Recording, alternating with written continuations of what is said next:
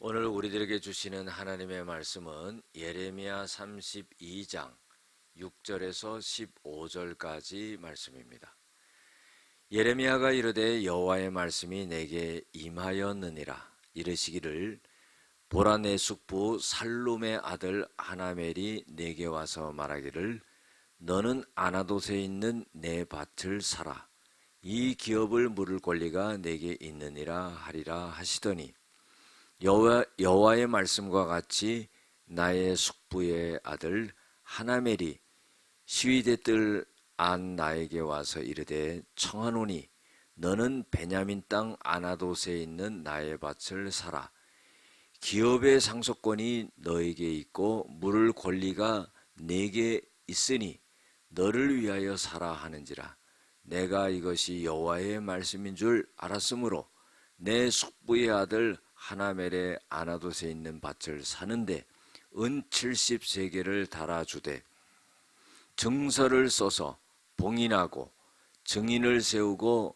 은을 저울에 달아주고 법과 규례대로 봉인하고 봉인하지 아니한 매매 증서를 내가 가지고 나의 숙부의 아들 하나멜과 매매 증서에 인친 증인 앞과 시위대 뜰에 앉아있는 유다 모든 사람 앞에서 그 매매 증서를 마세야의 손자 네리야의 아들 바룩에게 붙이며 그들의 앞에서 바룩에게 명령하여 이르되 만군의 여호와 이스라엘의 하나님께서 이와 같이 말씀하시기를 너는 이 증서 곧 봉인하고 봉인하지 않은 매매 증서를 가지고 토기에 담아 오랫동안 보존하게 하라. 만군의 여호와 이스라엘의 하나님께서 이와 같이 말씀하시니라. 사람이 이 땅에서 집과 밭과 포도원을 다시 사게 되리라 하셨다 하니라. 아멘. 오늘은 멸망의 예언과 회복의 증표라는 제목을 갖고 함께 은혜를 나누고자 합니다. 오늘 1절에서 5절까지 말씀은 읽지 않았지만은 앞에 있는 내용은 뭐냐면은 바벨론이 예루살렘을 쳐들어와서 완전하게 포위하고 있었을 때입니다. 그때 예레미야는 시위대들에 갇혔다 그랬어요. 감옥에 갇혀 있는 거죠. 그런데 왜 이 예레미야가 감옥에 갇혀 있냐면은 좋은 말을 하지 않았어요. 좋은 예언을 하지 않았습니다. 하나님께서 유다를 바벨론의 손에 넘기게 될 것이다 이렇게 말합니다. 그리고 이 바벨론의 손에서 벗어나지 못할 것이다. 또 시드기야 왕은 바벨론으로 끌려가게 될 것이고 만약에 저항해서 싸운다 할지라도 이기지 못할 것이다. 이런 예언을 했던 것입니다. 그래서 이 예레미야는 시위대들 감옥에 갇히게 되었습니다. 그런데 그때에 하나님께서는 이 예레미야에게 임하셔서 숙부의 아들인 하나멜이라고 하는 사람에게 땅을 사라 이런 말씀을 하십니다. 아니나 다를까 조금 있다가 이 사촌되는 하나멜이 예레미야에게 와서 내 땅을 사라 이렇게 또 말을 하는 겁니다. 하나님이 예레미야에게 말씀하셨고 그리고 그 사촌이 와서 땅을 사라고 하니까 오늘 성경에 보면은 그 말씀을 하나님의 말씀으로 받아들였다 그랬습니다. 그래서 여호와의 말씀인 줄을 예레미야가 알았으므로 그래서 그 땅을 매입하게 되죠. 그런데 은 70세겔을 주고 증서를 써서 봉인하고 증인을 세우고 은을 달아서 값을 치릅니다. 그리고 봉인하고 봉인하지 아니한 매매 증서를 예레미야가 가지고 그 매매 증서를 바룩이라고 하는 사람에게 보냅니다. 그래서 이 바룩이라는 사람에게 보내면서 명령하기를 이 증서를 봉인하고 또 봉인하지 않는 매매 증서를 토기에 담아서 오랫동안 보존하게 하라 그랬어요. 하나님이 이같이 말씀하셨는데 사람이 이 땅에서 집과 밭과 포도원을 다시 사게 되리라.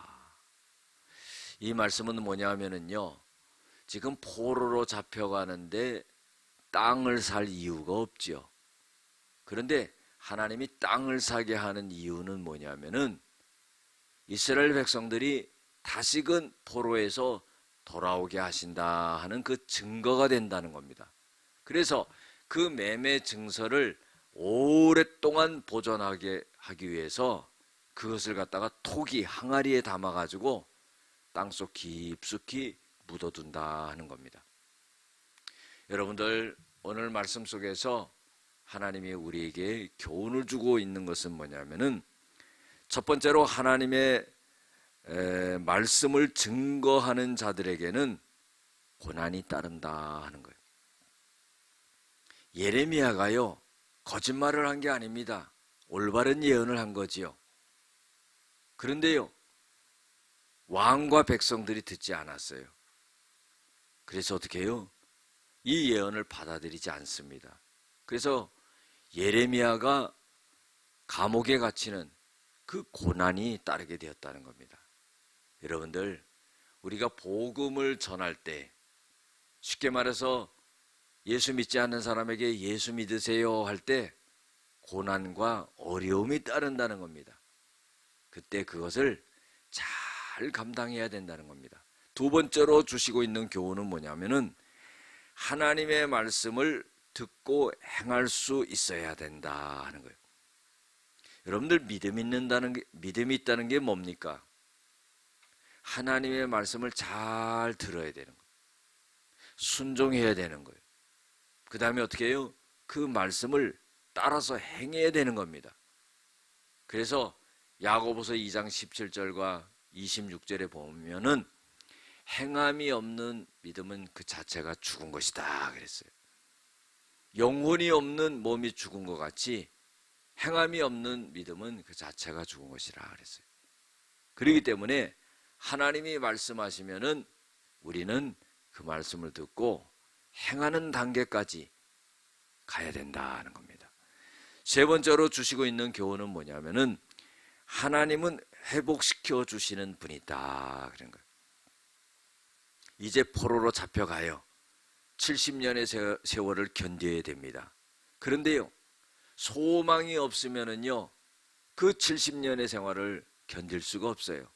그런데 하나님께서는 이 토지 매매 증서를 증거로 내가 반드시 70년 만에 돌아오게 하고 다시 너희들이 이 땅을 차지할 것이다 하는 그런 희망을 주시고 있는 것을 볼 수가 있습니다.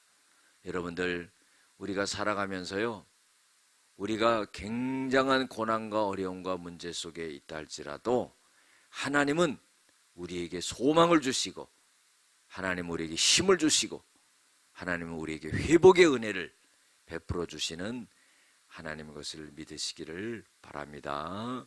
기도하시겠습니다.